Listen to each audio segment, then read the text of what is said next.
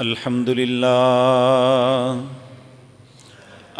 لله نحمده ونستعينه ونستغفره ونعوذ بالله من شرور أنفسنا ومن سيئات أعمالنا من يهده الله فلا مضل له ومن يضلل فلا هادي له وأشهد أن لا إله إلا الله وحده لا شريك له وأشهد أن محمدًا عبده ورسوله أما بعد فإن خير الحديث كتاب الله وخير الهدي هدي محمد صلى الله عليه وسلم وشر الأمور محدثاتها وكل محدثة بدعة وكل بدعة ضلالة وكل ضلالة في النار رب اشرح لي صدري ويسر لي أمري واحلل عقدة من لساني يفقهوا قولي اللهم انفعنا بما علمتنا وعلمنا ما ينفعنا وزدنا علما رب أوزعني أن أشكر نعمتك التي أنعمت علي وعلى والدي وأن أعمل صالحا ترضاه وأصلح لي في ذريتي إني تبت إليك وإني من المسلمين أعوذ بالله السميع العليم من الشيطان الرجيم بسم الله الرحمن الرحيم والذين جاهدوا فينا لنهدينهم سبلنا وإن الله لمع المحسنين۔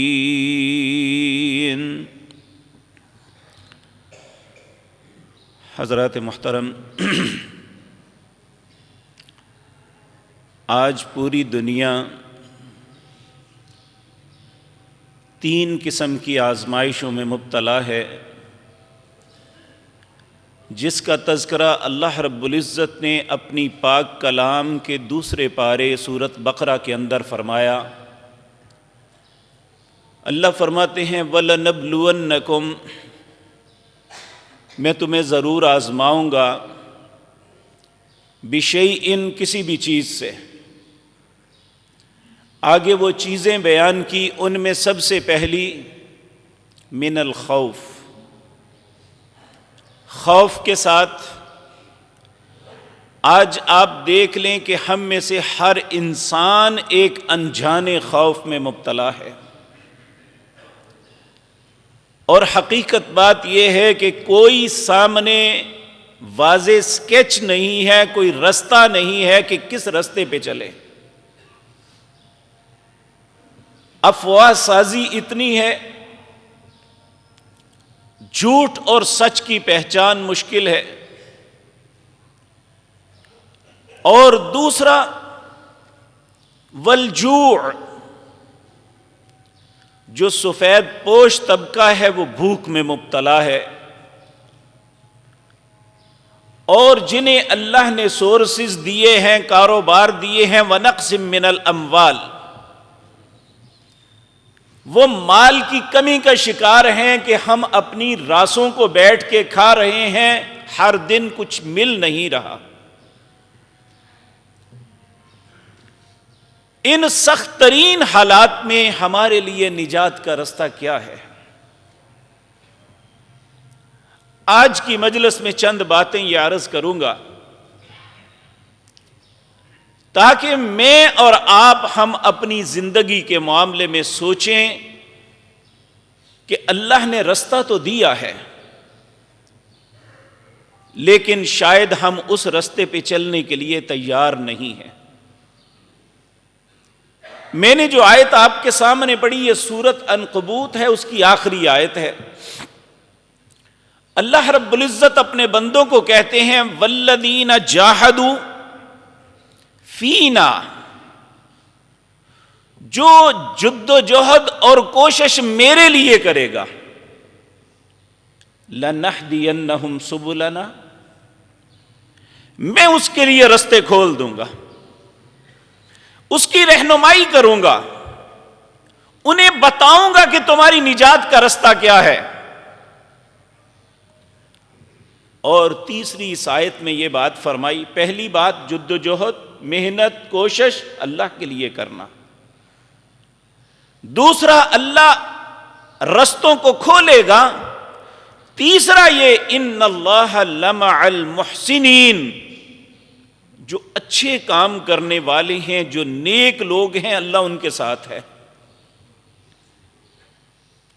آج اجتماعی طور پہ کیفیت یہ ہے میرے عزیز بھائیو، یہ میں دکھ کے ساتھ بات کر رہا ہوں، کسی کا گلہ یا کسی کی مخالفت نہیں ہے،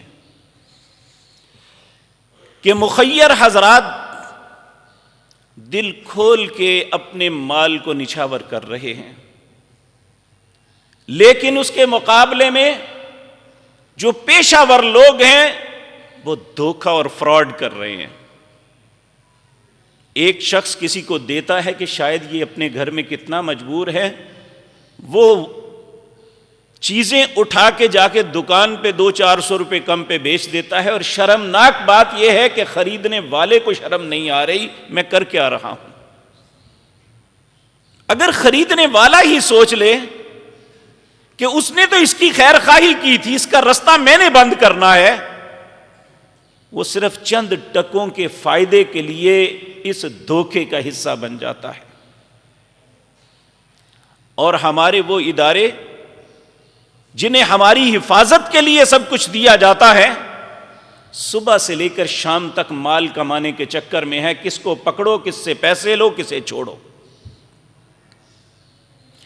کیا یہ سارا سینیریو جو بنا ہوا ہے، میں اللہ کا واسطہ دے کے کہتا ہوں، غریب ہے یا امیر، ذمہ دار ہے یا کوئی بھی، اکثر و بیشتر معاملہ یہ بنا ہوا ہے کہ ہم اللہ کے رستے کو اپنانے کے بجائے ایک غلط رستے پہ بھاگ رہے ہیں۔ اور کیا یہ نجات ممکن ہے اسے؟ میرے عزیز بھائیو، اللہ رب العزت نے جو ہمیں رستہ دیا ہے وہ اسلام کا رستہ ہے، وہ امن اور سلامتی کا رستہ ہے۔ اسلام سلم سے آیا ہے، سلم سلامتی کو کہتے ہیں۔ اگر میں آپ کی سلامتی کا متمنی نہیں ہوں، آپ میری یا اپنے دوسرے بھائی کی سلامتی کے متمنی نہیں ہیں، تو پھر کون سا اسلام ہے جس کا میں اور آپ دعویٰ کرتے ہیں؟ اگر ہماری سوچ یہ نہیں بنے گی، ہم نے دوسرے کی خیر خواہی نہیں کرنی، اس ملک میں 97% لوگ ہیں جو اپنے آپ کو مسلمان کہتے ہیں، میں اللہ کا واسطہ دے کے کہتا ہوں، کیا ہمارا رویہ مسلمانوں والا ہے؟ آج جب کہ انسان مشکلات میں چاروں طرف سے گھرا ہوا ہے اور اللہ کے علاوہ کوئی ذات نظر نہیں آتی جو اس مشکل سے ہمیں نکال دے، تو پوری جد و جہد کوشش یہ ہے کہ اللہ کے ساتھ رابطہ بھی توڑ دو۔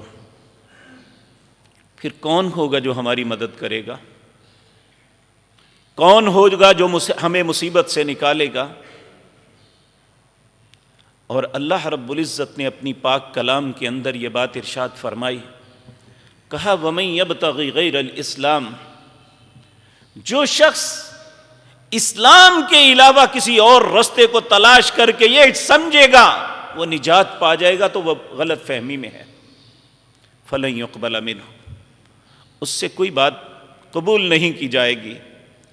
آج وہ لوگ جن کا اپنے رب پہ بھروسہ نہیں تھا، جو بلکہ اللہ کو مانتے ہی نہیں تھے، وہ بھی اس نتیجے پہ پہنچ گئے، جو سوشلسٹ ہیں، جو کمیونسٹ ہیں، اور جو دنیا کے کفر کے بڑے بڑے برج ہیں، جو صرف اللہ کے نام پہ بدعت جایا کرتے تھے، آج وہ اس بات پہ مجبور ہو گئے ہیں کہ ہم اس اللہ کے سامنے جھک جائیں، اس کی کلام کو سنیں۔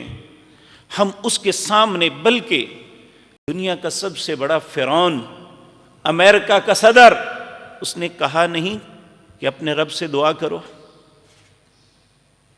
تو اگر کافر کا ذہن یہ بن چکا ہے کہ اپنے رب سے دعا کرو، تو ہم کیوں بھاگ رہے ہیں؟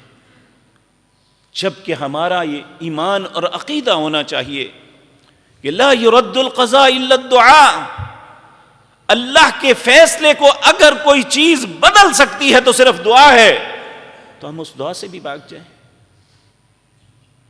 ہم ہر وقت اپنے ہی طریقے اختیار کرتے رہے اور یہ سمجھیں کہ مرضی میری چلے اور اللہ فیصلہ اپنا ہماری مرضی کے مطابق کر دے۔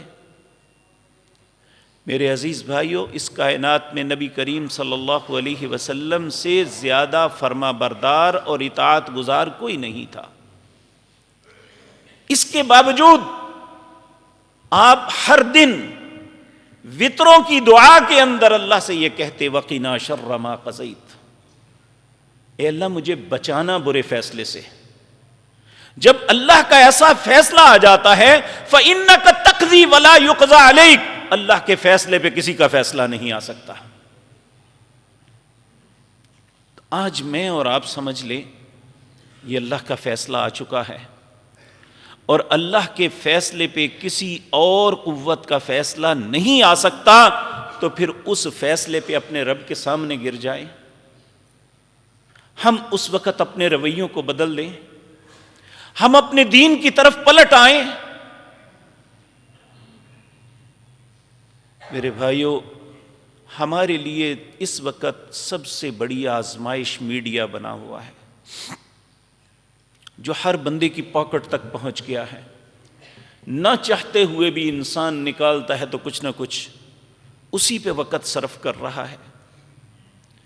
اگر ہم ایسے سخت حالات میں دعا کا سہارا لیں، ہم ایسے سخت وقت میں قرآن کی تلاوت کا سہارا لیں، اور نبی مکرم جناب محمد الرسول اللہ صلی اللہ علیہ وسلم کو رب نے حکم دیا تھا استعینوا بالصبر والصلاۃ، نماز کے ساتھ مجھ سے مدد طلب کرو، ہم نماز کا سہارا لیتے۔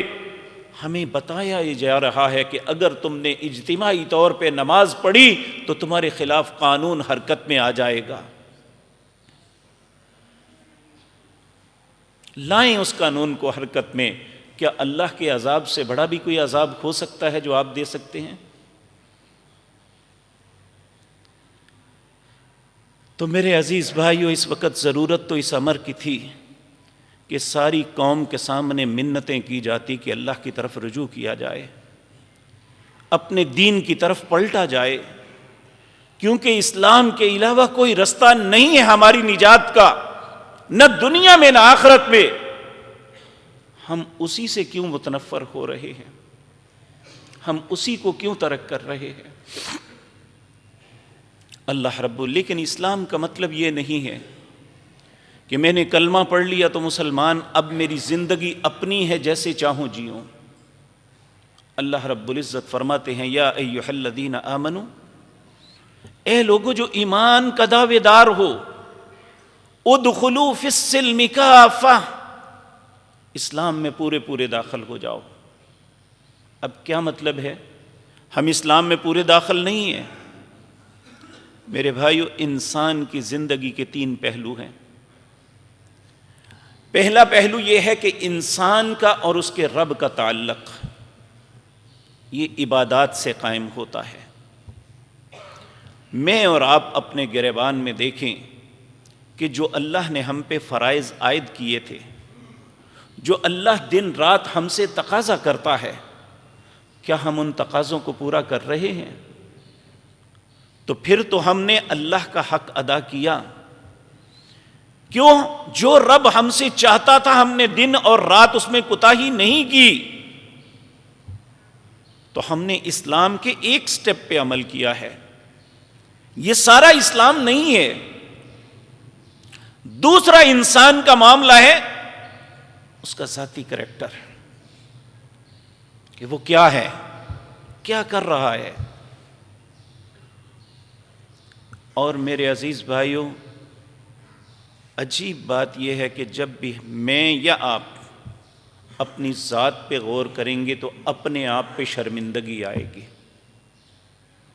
اپنے اعمال پہ، اپنے افعال پہ، اپنے کردار پہ، کہ ہم کیسی زندگی بسر کر رہے ہیں۔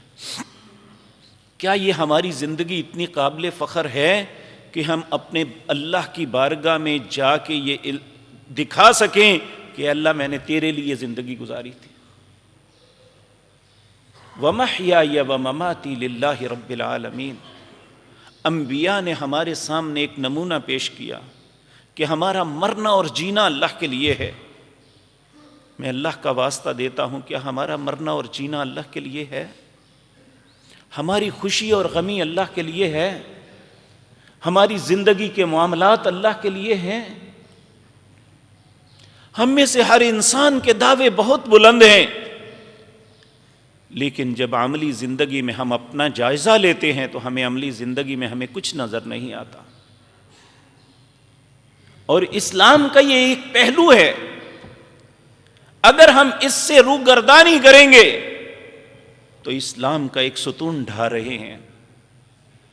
ایک ہمارا معاشرتی پہلو ہے، تیسرا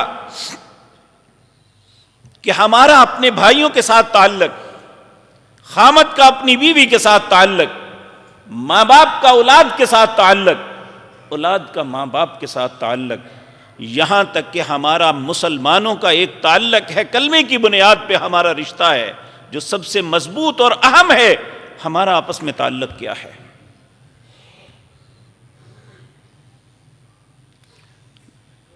تو میرے عزیز بھائیوں، ان تینوں پہلوؤں پہ جب ہم غور کرتے ہیں تو ہمیں اپنے پاس مارکس بھی نہیں نظر آتے۔ آپ دیکھیں نا، دنیا کا اصول ہے کہ 100 نمبر کسی بھی مضمون کے ہوتے ہیں، اس میں سے 40 نمبر جس کے ہوں وہ پاس ہے، باقی وہ فیل ہے، اس سے کم ہو۔ تو ہم ان تینوں پہلوؤں میں اپنی زندگی کا جائزہ لے لیں، کیا ہمارے پاس اتنے مارکس ہیں کہ ہمیں پاس کر دیا جائے؟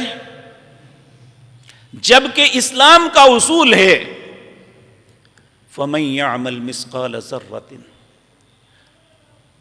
وَأَمَّا مَنْ ثَقُلَتْ مَوَازِينُهُ، جس کے نیک عمل کا پلڑا بھاری ہوا، وہ کیسے بھاری ہوگا؟ یہ نصف نصف پہ ہے۔ اگر 51 ہو گئے تو کامیاب، اگر 50-50 بھی ہوئے تو اصحاب الاعراف میں کھڑے ہونا پڑے گا۔ سورۃ اعراف ہے، یہ 8ویں پارے میں، اس میں اللہ رب العزت نے قیامت کا تذکرہ کیا ہے۔ 3 قسم کے لوگ ہوں گے۔ ایک تو وہ جن کے نیک اعمال بڑھ گئے، وہ اہل جنت، جن کے نیک اعمال کم ہو گئے وہ اہل جہنم، اور جن کے برابر ہو گئے وہ اصحاب الاعراف۔ اور اصحاب الاعراف کے متعلق آتا ہے 40 سال تک منتیں کرتے رہیں گے، ربنا لا تجعلنا مع القوم الظالمین، اے اللہ ہمیں ان ظالموں کے ساتھ نہ جانے دینا۔ اور 40 سال تھوڑی سی مدت ہوتی ہے۔ یہ وہ لوگ ہیں جن کے 50-50 برابر آ گئے، نیکیاں اور برائیاں برابر ہو گئی۔ 40 سال تک منتیں کرتے رہیں گے اپنے رب کی، ربنا لا تجعلنا مع القوم الظالمین، اے اللہ ظالم قوم کے ساتھ ہمیں نہ کرنا ہے۔ تو آج ذرا دیکھیں، اگر اس وقت ہم اللہ کی یہ منتیں کریں گے تو آج بھی ظلم کا ساتھ نہ دیں، چاہے وہ میرا بھائی کرنے والا ہے، چاہے وہ میرا بیٹا کرنے والا ہے یا باپ کرنے والا ہے۔ ہمیں اس بنیاد پہ کسی کا ساتھ نہیں دینا کہ اس سے میرا تعلق ہے، ہمیں اس بنیاد پہ زندگی گزارنی ہے کہ اللہ نے انصاف کا حکم دیا ہے، جس کا حق ہے اسے دیں، یہ اسلام ہے۔ حضرت عمر رضی اللہ تعالی عنہ کے متعلق تاریخ کی کتابوں میں ایک قول ہے، ان کے دور میں زلزلہ آیا، زمین پہ اپنے پاؤں کو مار کے کہنے لگے مجھے بتا میں نے تیرے اوپر انصاف نہیں کیا؟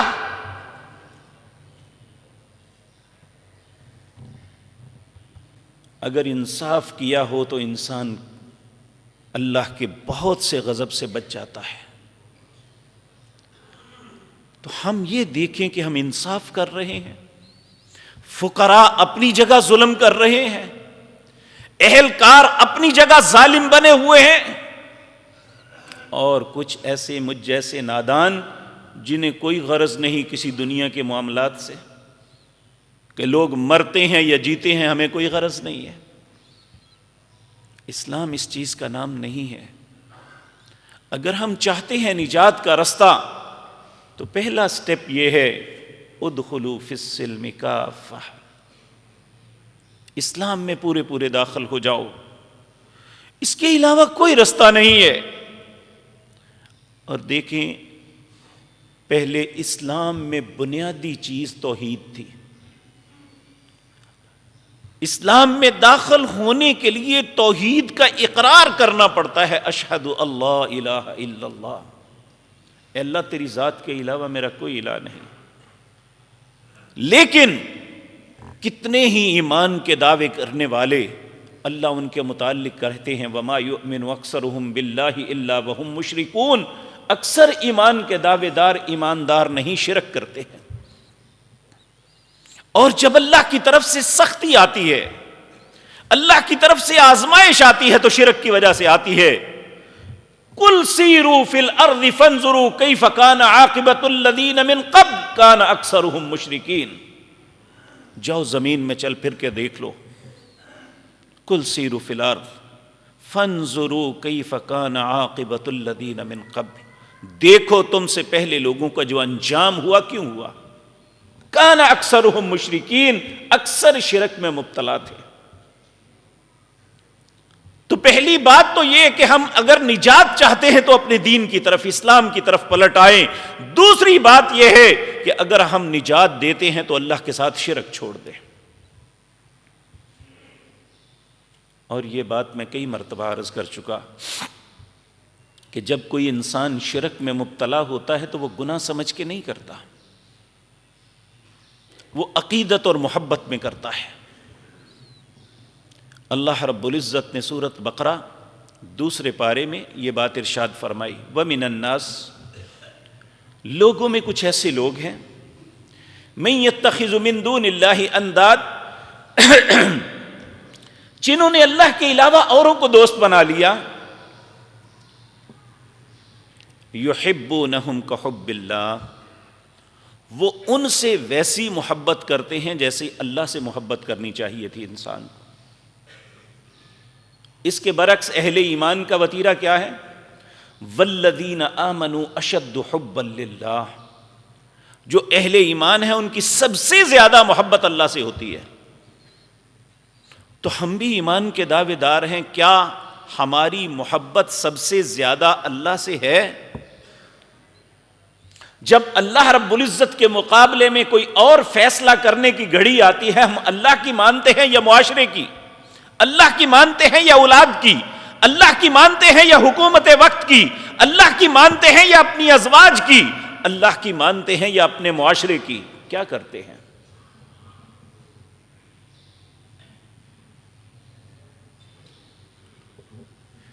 والذین آمنوا اشد حبا للہ، اہل ایمان وہ ہیں جن کی سب سے زیادہ اپنے رب سے محبت ہوتی ہے۔ وَلَوْ يَرَى الَّذِينَ ظَلَمُوا إِذْ يَرَوْنَ الْعَذَابَ، یہ جو اللہ کے متعلق ہمیشہ متزلزل رہتے ہیں جب یہ اپنی آنکھوں سے عذاب کو دیکھیں گے، أَنَّ الْقُوَّةَ لِلَّهِ جَمِيعًا، اور یہ دیکھیں گے کہ قوت کا مالک تو صرف اکیلا اللہ ہے، کسی کے پاس کوئی قوت نہیں ہے۔ ان القوۃ للہ جمیعا، ساری قوتوں کا مالک تو اکیلا اللہ ہے۔ وان اللہ شدید العذاب، اور اس کا عذاب بھی بڑا سخت ہے۔ وان اللہ شدید العذاب استبرأ الذین اتبعوا، پھر آج جن کی مریدی، جن کی اتباع کرتے ہیں، ان کی طرف جائیں گے تو وہ نفرت کا اظہار کریں گے، چاہو تمہارا کیا ہمارا کیا تعلق۔ استبرأ الذین اتبعوا من الذین اتبعوا ورأوا العذاب وتقطعت بهم الاسباب، یہ عذاب کو دیکھیں گے اور سارے اسباب کو کاٹ دیا جائے گا، کوئی کچھ نہیں کر سکے گا وہاں پہ۔ وقال الذین اتبعوا، وہ جو ان کی تابعداری کرنے والے ہیں وہ پھر اللہ سے التجا کریں گے، لو ان لنا کرۃ فنتبرأ منہم کما تبرؤوا منا، اے اللہ ایک مرتبہ دنیا میں واپس بھیج، آج کے بعد ہم اسی طرح ان سے نفرت کریں گے جس طرح یہ ہم سے کر رہے ہیں۔ لیکن اس وقت پھر چھٹکارا نہیں ہوگا۔ کذالک یریہم اللہ اعمالہم، اللہ ان کی زندگی کے اعمال انہیں دکھائیں گے، وما ہم بخارجین من النار، پھر انہیں آگ سے نہیں نکالا جائے گا۔ اس لیے میں اور آپ دیکھیں کہ ہماری محبت کا محور اللہ کی ذات ہے تو ہم توحید پہ ہیں۔ کیا ہم اپنی مصیبتوں، اپنی ان معاملات میں اپنے رب کو ہی ہر چیز کا خالق و مالک سمجھتے ہیں؟ اچھے لوگ تو دعائیں کرتے اللہ کی تعریف کرتے ہوئے کہتے ہیں انت خالقنا و مالکنا و رازقنا ولیس لنا رب سواک، اے اللہ ہمارا خالق بھی تو ہے، و مالکنا ہمارا مالک بھی تو ہے، و رازقنا ہمیں رزق دینے والا بھی تو ہے، ولیس لنا رب سواک تیرے علاوہ ہمارا کوئی رب نہیں ہے۔ آج ہم کیا کر رہے ہیں میرے بھائیو؟ میں ان لوگوں کی بات نہیں کرتا جو قبروں پہ جا کے سجدے کرتے ہیں، جو بتوں کے سامنے جھکتے ہیں، میں ان لوگوں کی بات کرتا ہوں جن پہ جب بھی مصیبت آتی ہے وہ اللہ سے ناطہ توڑ کے اور رستے پہ کیوں چل پڑتے ہیں۔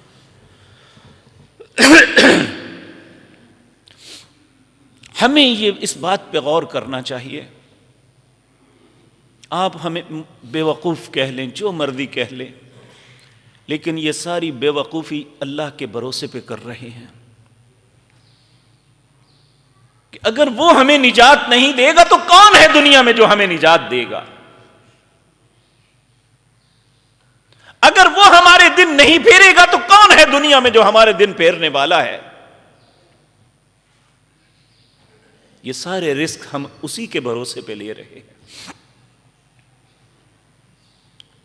تو میرے عزیز بھائیو، دوسری بات یہ ہمیں یاد رکھ لینی چاہیے کہ اگر ہم نجات چاہتے ہیں تو اللہ کی توحید پہ پلٹ آئیں، شرک سے بریت کا اظہار کر دیں۔ اللہ کی ذات کے علاوہ کوئی وسیلہ بھی نہیں کام آ سکتا۔ ڈاکٹر کی دوا بھی اس وقت کام آتی ہے جب اللہ اس میں شفا ڈالے۔ ڈاکٹر آپریشن کرتا ہے، پوری محنت کوشش جد و جہد کرتا ہے، لیکن زندگی تب ملتی ہے جب مالک چاہتا ہے۔ ڈاکٹر 20 لوگوں کا آپریشن کرتا ہے، اس میں سب کے ساتھ وہ ایک ہی کلیہ استعمال کرتا ہے، ان پہ پوری محنت امانت داری کے ساتھ کرتا ہے، ہر کی اصلاح کی اور اس کی زندگی بچانے کی کوشش کرتا ہے، لیکن سب کی زندگی نہیں بچتی۔ زندگی اس کی بچتی ہے جس کی اللہ چاہتا ہے۔ جب وہ مالک نہ چاہے تو کوئی کچھ نہیں کر سکتا۔ دنیا کے بہت بڑے بڑے ایکسپرٹ بھی جنہیں اپنے فن پہ بڑا ناز ہوتا ہے، ایک ایسا وقت آتا ہے کہ ایسے ہاتھ کھڑے کر کے کہتے ہیں اب اللہ کی ذات کے علاوہ یہاں کوئی کچھ نہیں کر سکتا۔ تو ہم پہلے سٹیپ پہ ہی سمجھ لیں کہ اللہ کی ذات کے علاوہ کوئی کچھ نہیں کر سکتا، اسی کے سامنے جھک جائیں، اسی کے فرما بردار بنے، ہم اپنے رویوں کو اس کے سامنے بدل دیں۔ آپ دیکھیں نا، ہماری کسی حرکت کی وجہ سے بابا ناراض ہو جائیں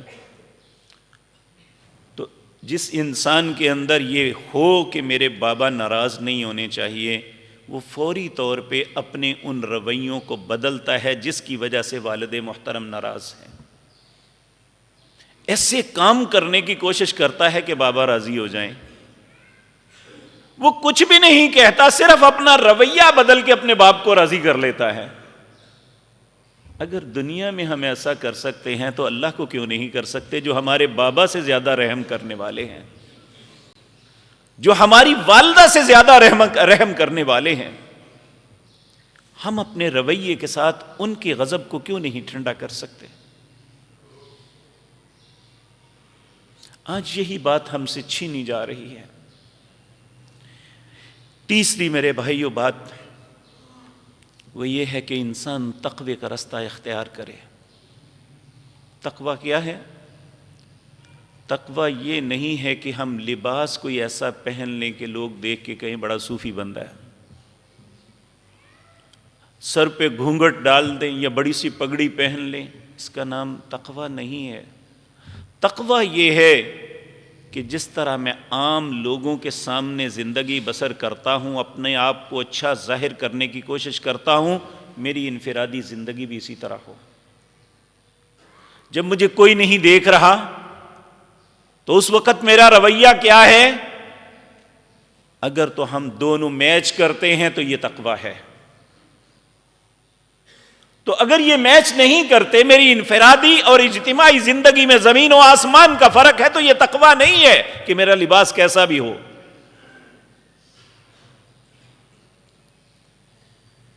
اللہ رب العزت کا وعدہ ہے، وَلَوْ أَنَّ أَهْلَ الْقُرَىٰ آمَنُوا وَاتَّقَوْا لَفَتَحْنَا عَلَيْهِمْ بَرَكَاتٍ مِّنَ السَّمَاءِ وَالْأَرْضِ۔ ان بستیوں والوں کو کیا ہو گیا ہے؟ اگر یہ ایماندار بن جائیں اور اپنے دل میں تقوی پیدا کر لیں، خوف خدا پیدا کر لیں، لَفَتَحْنَا عَلَيْهِمْ بَرَكَاتٍ مِّنَ السَّمَاءِ وَالْأَرْضِ، میں آسمان اور زمین سے ان کے لیے برکتوں کے دروازے کھول دوں گا۔ لیکن اگلی بات اللہ کر کے ہمیں شرمندہ کر دیا۔ اللہ فرماتے ہیں وَلَٰكِن كَذَّبُوا، لیکن تقوی اختیار کرنے کے بجائے بستیوں والوں نے کیا کیا؟ میری باتوں کو جھٹلا دیا۔ وَلَٰكِن كَذَّبُوا، جب جھٹلایا تو پھر میں نے بدلہ لیا۔ فَأَخَذْنَاهُمْ بِالْعَذَابِ، پھر میں نے اپنے عذاب کے ساتھ گھیر لیا۔ اس لیے میرے عزیز بھائیوں، نجات کا رستہ، اس کا تیسرا پہلو یہ ہے کہ ہم اپنے اندر تقوی پیدا کریں۔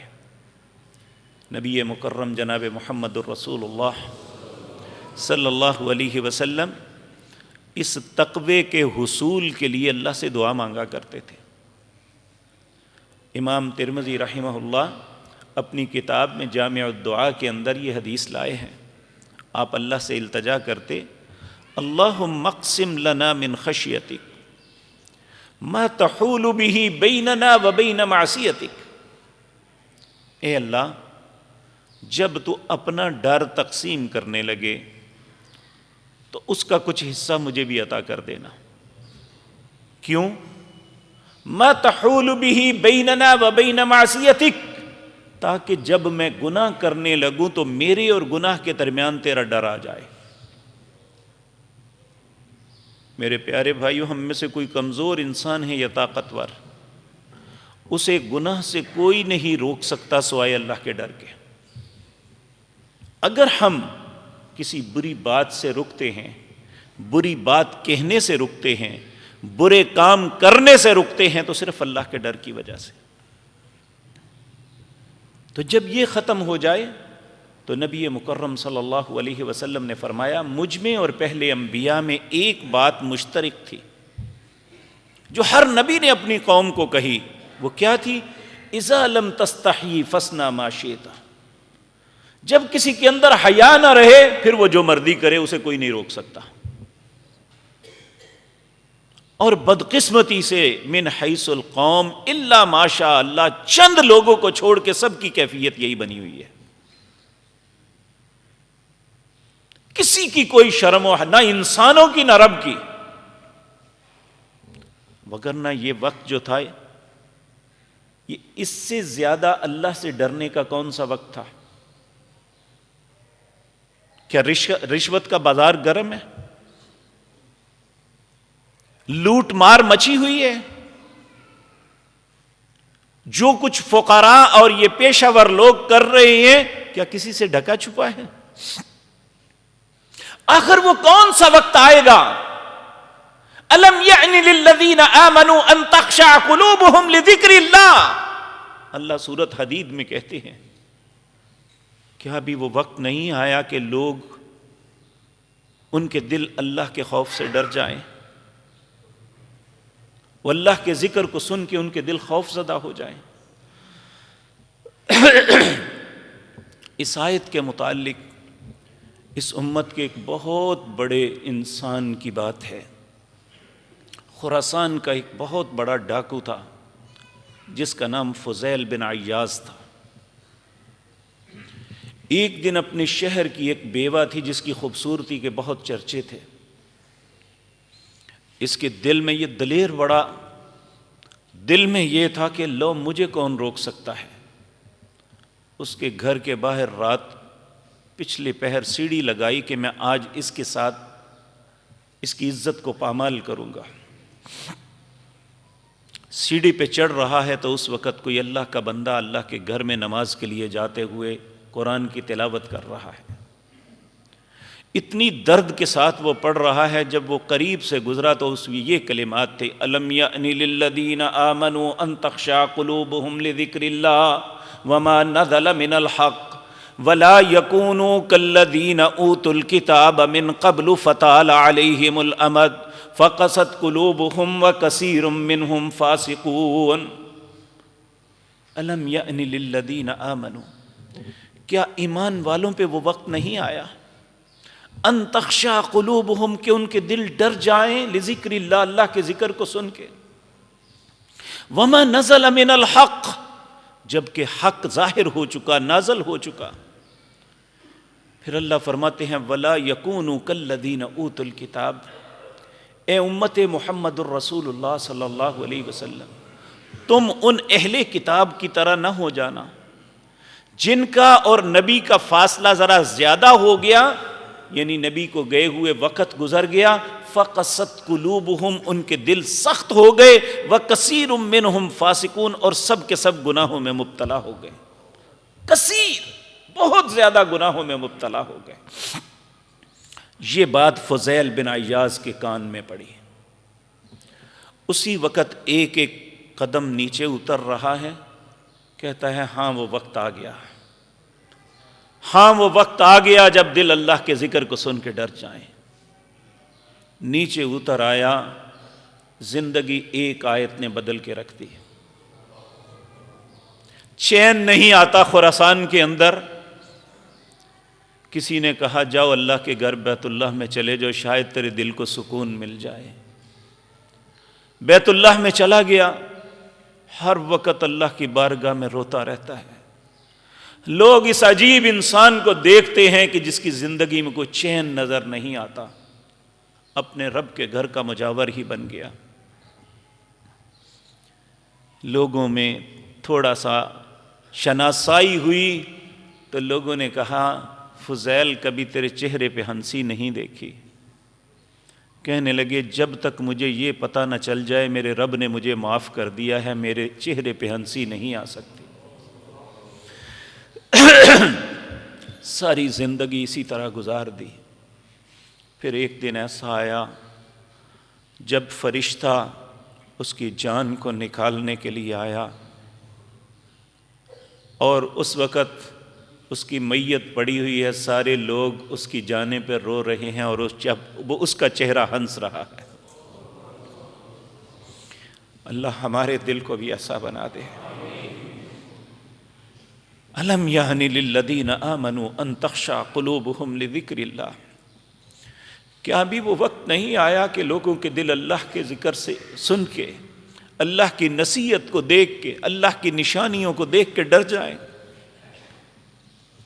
کہ ہم اپنے رویوں کو بدل لیں، ہم گناہوں کی زندگی ترک کر دیں، اپنی زندگی سے ظلم کو ختم کر دیں؟ کیا ابھی وہ وقت نہیں آیا؟ هل ينظرون اب کس بات کا انتظار ہے مجھے اور آپ کو؟ کیا واقعتاً اللہ رب العزت ہم میں سے ہر انسان کو پکڑ اور جکڑ لے؟ کیا اس وقت کے منتظر ہے؟ اس سے پہلے ہم اپنے دل میں خوف خدا پیدا کر لیں. جس طرح ہماری ظاہری زندگی ہے اپنی انفرادی زندگی کو بھی اچھا کر لیں. اللہ ہمارا نصیب اچھا کر دے. میرے بھائیو، اللہ مالک نے اس دین کے اندر نہیں، ہر دین کے اندر نجات جو ہے نماز میں رکھی ہوئی ہے. نبی مکرم صلی اللہ علیہ وسلم کی زندگی میں جب بھی کوئی کڑا اور سخت وقت آتا، آپ فوراً نماز کی طرف بھاگتے. آپ کوئی بھی معاملہ دیکھ لیں، سورج گرہن ہو نماز کسوف ادا کرتے، چاند گرہن ہو نماز خسوف پڑھتے، بارش نہیں ہوئی صلاۃ استسقاء پڑھی، غلطی ہو گئی صلاۃ التوبہ ادا کی. یعنی کوئی آپ کی زندگی کا معاملہ نہیں. اور اگر خوشی ملی تو اللہ شکر کے نفل ادا کیے. ہر چیز اللہ رب العزت نے انسان کی خوشی نماز میں رکھی ہے. اگر اس خوف سے، اس بھوک سے، اس مال کے کم ہونے کی آزمائشوں سے نکلنا چاہتے ہیں تو نمازوں کے ساتھ تمسک کریں. نمازوں کے ساتھ تمسک کیا ہے؟ یہ نہیں کہ جب وقت آیا پڑھ لی، یعنی جب دل چاہا پڑھ لی، نہیں. نبی کریم صلی اللہ علیہ وسلم نے فرمایا، معلوم ہے ای الاعمال افضل عند اللہ، اللہ کے نزدیک سب سے اچھا عمل کون سا ہے؟ ایک حدیث میں فرمایا الصلاۃ لوقتہا، نماز کو اس کے وقت پہ ادا کرنا. دوسری حدیث میں آتا ہے الصلاۃ لاول وقتہا، نماز کو اس کے پہلے وقت میں ادا کرنا. اب آپ دیکھیں، ہر دن ہم پہ صبح طلوع ہوتی ہے. نبی کریم صلی اللہ علیہ وسلم نے فرمایا جو فجر کی نماز با جماعت پڑھ لیتا ہے، اللہ اس بندے کو اپنے ذمے میں لے لیتا ہے. آپ دیکھیں نا، ہم میں سے کوئی بیمار ہو جائے تو گھر میں اپنے آپ کو سمجھتا ہے کہ میں غیر محفوظ ہوں. جب گھر والے ہسپتال میں ایڈمٹ کر دعا دیتے ہیں، وہ ہر وقت ڈاکٹرز کی نگرانی میں ہوتا ہے تو سمجھتا ہے کہ اب میں محفوظ ہوں. ہونا جو ہے وہ اپنی جگہ، وہ اللہ کو پتہ ہے، لیکن وہ سمجھتا ہے کہ اب میں ایک حفاظت میں ایک حصار میں آ گیا ہوں، اگر مجھے تکلیف ہوئی تو فوری طور پہ اس کا ٹریٹمنٹ ہو جائے گا. تو اگر ایک ڈاکٹر کے پاس آ کے ہم اپنے آپ کو محفوظ تصور کرتے ہیں تو زمین و آسمان کا مالک کہتا ہے کہ تم فجر کی نماز پڑھ لو، میرے حصار میں آ جاؤ گے، میں تمہاری حفاظت کروں گا. تو کیوں نہیں ہم ایسا کرتے ہیں؟ بہت اچھے لوگ اس وقت یہ ہے، بہت اچھے لوگ جن کا دل بھی بڑا اچھا، نیکی کرتے ہیں، کرنا بھی چاہتے ہیں. پوچھو نماز کے متعلق، کہتے ہیں 4 تو پڑھی جاتی ہیں، فجر رہ جاتی ہے. پتہ نہیں مولوی صاحب کیا بات ہے. میرے بھائی فجر رہ گئی تو اللہ کے حصار میں نہیں، باقی کی کیا معاملہ ہوگا پھر؟ تو ہمارے لیے نماز نجات ہے، ہمیں نماز سے روگردانی نہیں کرنی. آپ دیکھیں سمندر ہوتا ہے، بالکل عین درمیان میں جہاز غرق ہوتا ہے، اور جس شخص کو چھوٹا سا تختہ مل جائے اسے امید بند جاتی ہے کہ شاید کسی دن کنارے پہ لگ جاؤں. اس دنیا کے طوفان اور سمندروں میں اے مسلمان تیرے لیے اگر ایک تختہ نجات کا ہے تو وہ نماز ہے. اگر تو اس پہ بیٹھ گیا تو یقین جان اللہ ضرور ایک دن تمہیں نجات عطا فرما دے گا. اس لیے عہد کر لیں ہم نے کہ نماز کو ترک نہیں کرنا. اور پانچویں بات نجات کے لیے دعا ہے۔ آج سے 2 جمعے پیچھے جب عباد الرحمن کی بات، آخری بات جو آپ کے سامنے عرض کی تھی، میں نے عرض کیا تھا کہ یہ اتنی خوبصورت بات ہے کہ انسان جتنی دفعہ سوچے اس کے دل کو سرور ملتا ہے۔ اللہ فرماتے ہیں قُلْ مَا يَعْبَأُ بِكُمْ رَبِّي لَوْلَا دُعَاؤُكُمْ، اے میرے نبی ان لوگوں کو کہہ دو مجھے اگر ان لوگوں کا لحاظ نہ ہو جو میرے حضور دعائیں مانگتے ہیں، فَقَدْ كَذَّبْتُمْ فَسَوْفَ يَكُونُ لِزَامًا، جو مجھے جھٹلاتے ہیں میں ایک لمحے میں ان کا فیصلہ کر دوں۔ تو آپ اچھے لوگ ہیں، آپ کی دعاؤں سے آپ کی قوم بھی بچ سکتی ہے، اس لیے دعاؤں کا سہارا نہ چھوڑیں۔ دیکھیں ایک بات ہوتی ہے کہ آپ کسی سے طلب کرتے ہیں، ایک بات ہوتی ہے دینے والا کہتا ہے مجھ سے لے لو، کتنا فرق ہے؟ کہ ایک بات ہے ہم مانگتے ہیں کہ آپ مجھے یہ چیز دے دیں، ایک دینے والا کہتے ہیں کہ مجھ سے مانگ میں تمہیں دیتا ہوں۔ اور دعا کے معاملے میں رب کہتا ہے وقال ربکم، تمہارا رب کہتا ہے ادعونی، تم مجھ سے مانگو استجب لکم، میں تمہاری دعا کو قبول کر لوں گا۔ تو جب وہ خود دینا چاہتا ہے تو ہم کیوں روگردانی کریں؟ اور یہ بات ذہن میں رکھیں، نبی مکرم جناب محمد الرسول اللہ کا ارشاد ہے صلی اللہ علیہ وسلم، جو آسانی کے دلوں میں اللہ سے دعا مانگتا ہے شدت کے دنوں میں اللہ کبھی فراموش نہیں کرتا۔ اور دوسری بات یاد رکھیں، ایک کلمہ ہے، مصیبت کے وقت انسان جب یہ کلمہ پڑھتا ہے الحمدللہ حمدن کثیرن طیبن مبارکن علی کل حال، تمام تعریفیں اس اللہ کے لیے ہیں، میں اس کی اتنی تعریف کرتا ہوں، حمدن کثیرن بہت زیادہ تعریفیں کرتا ہوں، طیبن مبارکن وہ پاک ہے بڑا بابرکت ہے، علی کل حال یہ جو کچھ مصیبت ہے مجھے کوئی پرواہ نہیں، میں ہر حالت میں اس کی تعریف کرتا ہوں۔ اللہ کو اس بندے کی بات اتنی خوبصورت لگتی ہے، اللہ اسے مصیبت سے نکال دیتا ہے کہ یہ مایوس نہیں ہوا، اللہ پہ گلہ نہیں کیا کہ یہ ہمارے ساتھ کیا ہو رہا ہے، کہا الحمدللہ حمدن کثیرن طیبن مبارکن علی کل حال، ہر حالت میں اللہ کی تعریف کرتا ہوں۔ ہم اعتماد تو کریں میرے پیارے بھائیوں، ہم اپنے رب پہ بھروسہ تو کر کے دیکھیں۔ اور میں پورے وثوق کے ساتھ کہتا ہوں، آپ اور آپ جیسے لوگ جن کی رات یا دن اللہ کے حضور التجائیں ہیں، یہ ضرور رنگ لائیں گے، اور اللہ اس مصیبت سے ضرور نجات دے گا، کسی بڑے نقصان کے بغیر انشاءاللہ اللہ ہمیں نجات دے گا۔ اسی طرح میرے عزیز بھائیو، نبی مکرم صلی اللہ علیہ وسلم نے فرمایا اللہ کے غضب کو اگر کوئی چیز ٹھنڈی کر سکتی ہے وہ صدقہ ہے۔ اب صدقہ صرف پیسے دینے کا نام ہی نہیں، آپ کسی کو اچھا بول، کسی کی داد رسی، دل جوئی بھی کر دیتے ہیں، یہ بھی صدقہ ہے آپ کی طرف سے۔ آپ کسی بھائی کو مسکرا کے دیکھتے ہیں، یہ بھی صدقہ ہے آپ کی طرف سے۔ لیکن جو مصیبتوں کو ٹالنے کا صدقہ ہے وہ اللہ کے رستے میں، وَيُطْعِمُونَ الطَّعَامَ عَلَىٰ حُبِّهِ مِسْكِينًا وَيَتِيمًا وَأَسِيرًا، آپ دیں لیکن ان پروفیشنل لوگوں کو نہیں، انہیں کچھ دن کے لیے چھوڑ دیں ان کے حالات پہ۔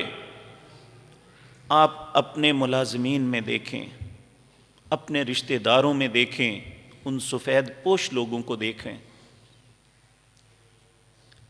ان کی مدد کریں، جا کے ان کے گھر تک چیز پہنچا کے آئیں، ان کی عزت نفس بھی مجروح نہ ہو، شاید اللہ رب العزت آپ کی اس کردار کی وجہ سے آپ پہ رحم فرمائے گا انشاءاللہ۔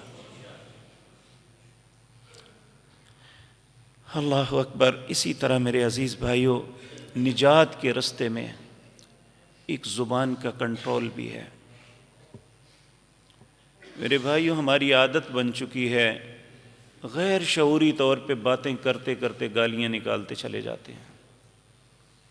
پوچھیں تو کہتے ہیں میں نے تو نہیں نکالی، جب اصرار کریں نہیں تو گالی نکال کے کہتے ہیں جو فلانا ٹینگڑا ہوئے جن نے کڈی ہے، یعنی اپنے آپ کو گالی نکال دی۔ یا انسان کسی پہ تہمت لگاتا رہے، کسی کی بے عزتی کرتا رہے، اور آج ایک فن بن گیا ہے تمسخر اڑانا، جگت بازی کرنا، جبکہ اللہ نے سختی سے ڈانٹا ہے یا ایھا الذین آمنوا لا یسخر قوم من قوم عسى ان یکونوا خیرا منہم۔ اہل ایمان، تم میں سے کوئی کسی کا تمسخر نہ اڑائے، ممکن ہے وہ اللہ کی نظروں میں تم سے بہتر ہو۔ آپ دیکھیں سیدنا عبداللہ بن مسعود رضی اللہ تعالیٰ عنہ، یہ ایک پتلے سے چھوٹے قد کے صحابی تھے۔ ایک دن ایک درخت پہ چڑھے ہوئے تو ان کی پنڈلی نظر آ رہی تھی، تو ایک بندے نے دیکھ کے جو ہے نا ہنس پڑا، دیکھو عبداللہ کی پنڈلی اتنی سی ہے۔ نبی کریم کو پتہ چل گیا، آپ نے فرمایا جس پنڈلی کو تم نے اتنا سا کہا ہے، قیامت کے دن اس پنڈلی کا وزن احد پہاڑ سے زیادہ ہوگا۔ یہ اتنا نیک انسان ہے، اس کی پنڈلی کا وزن احد پہاڑ پتہ کتنا ہے؟ 1 کلومیٹر بلند اور 6 کلومیٹر لمبا۔ اللہ کی بارگاہ میں اس کے نیک اعمال ایسے ہیں کہ اس کی صرف ایک پنڈلی کا وزن احد پہاڑ سے بھی زیادہ ہوگا۔ تو ہم اپنے جثے کے وزن کو نہ دیکھیں، ہم یہ دیکھیں کہ ہمارے اعمال کا وزن کتنا ہے، وہ نیک ہیں یا بد، اس پہ مجھے اور آپ کو غور کرنا چاہیے۔ تو میرے عزیز بھائیوں، اللہ رب العزت ہم سب پہ رحم فرمائے اور ہمارے حالات کی اصلاح فرمائے۔ یقین جانیے کہ سارا ہفتہ اس طرح دل مٹھی میں بند رہتا ہے، یا اللہ اس گھر کو بند نہ کرنا کبھی بھی۔